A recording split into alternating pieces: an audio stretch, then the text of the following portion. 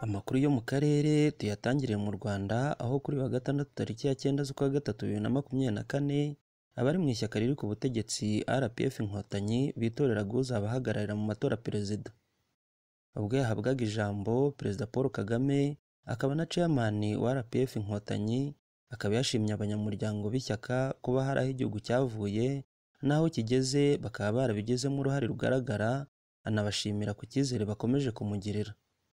Perezida Kagame kandi yasabye abanyamuryango bari mu cyumba cy'itora gushaka uzamusimbura. Yitsa cyane ku bari hagati y'imyaka 30 na 45, ati urugendo turimo ntabwo ari urwo kubaka tudafite ubwishingizi. Tugomba gushaka ubwishingizi bw'ibyo twubaka. Ubwishingizi nta handi buva, ni mu bantu, ni muri twese. Ntabwo ukwiriye guhora ubyirengagiza, kuko iyo ubyirengagije ingaruka zabyo ziba ziri mu nzira icyo gihe.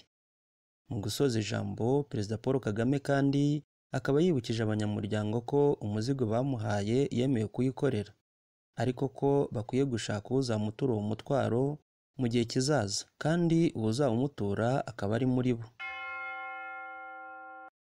Agaseke k'amakuru tugakomereze mu gihugu cy'u Burundi, aho ishyirahamwe rya Basketball Febabu ryasabye ishyirahamwe ry'uyu mukino ku isi kwemerera ikipe yabo yitwa Dynamo Basketball Club kwambara imyambaro itariho Visit Rwanda nk'umuterankunga mukuru wa Basketball African League bita BAL.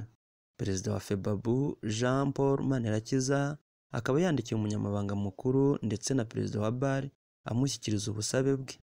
Akaba kandi yamenyesheje FIBA ndetse na BAL ko Dynamo nitemererwa kwitabira irushanwa itambaye ikirango cya Visit Rwanda ko yafuma abwira abakinnyi ntibitabire irushanwa. Hakaba kandi hari amakuru avuga ko perezida w'u Burundi Neva yihanangirije abakinnyi ko nibaramuka bemeye gukina imikino bambaye Visit Rwanda bazafatirwa ibihano bikarishye. Gusa ariko nyuma y'ubwumvikane byarangiye ikipe yemerewe kwitabira no gukina yambaye imyenda iriho umuterankunga, ariko bagakina bapfutse ibyo birango.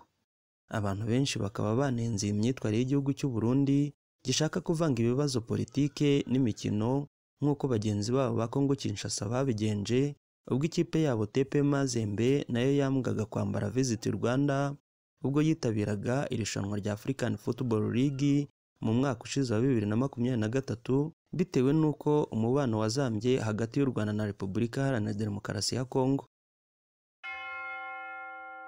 Amakuru yo mu karere kandi tuyakomereze muri Repubulika Iharanira Demokarasi ya Kongo.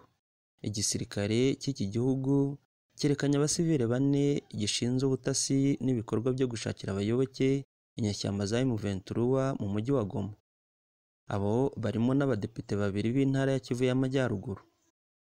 Mu mashusho yashyizwe ku mbuga nkoranyambaga ari imbere y'abanyamakuru ku ishami rishinzwe iperereza, General Major Sylvain Ekenge akaba n'umuvugizi w'igisirikare cya Kongo yerekanye abagabo 4 bambitswe imyenda y'umuhondo n'umutuku.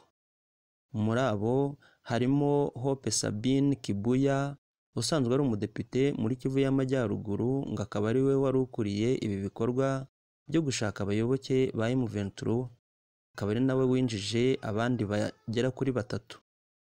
Undi akaba ari Oliengela Ale, nawe akaba ari umudepite mu ntara ya Kivu y'Amajyaruguru. Abandi ngo umwe ni inzobere mu by'ubukerarugendo, ariko akaba yari n'umujyanama wa guverinoma mu ntara ya Kivu y'Amajyaruguru, usigaye akaba yari umumotari. Aba baregwa bakaba nta mwanya bahawe ngo wisobanure ku byo baregwa.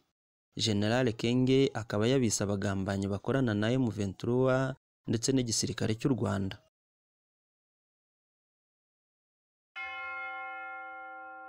Amakuru yo mu karere kandi tuyapfundikire mu gihugu cya Uganda, aho Perezida Yoweri Kaguta Museveni akaba n'umuyobozi w'ishyaka NRM riri ku butegetsi yagiriye inama abayobozi b'ubumwe bw'Uburayi ko badashobora kuyobora isi yose mu buryo bwa politiki. Abasaba guhagarika ibikorwa byabo byo kuvanga politiki ndetse n'ubucuruzi.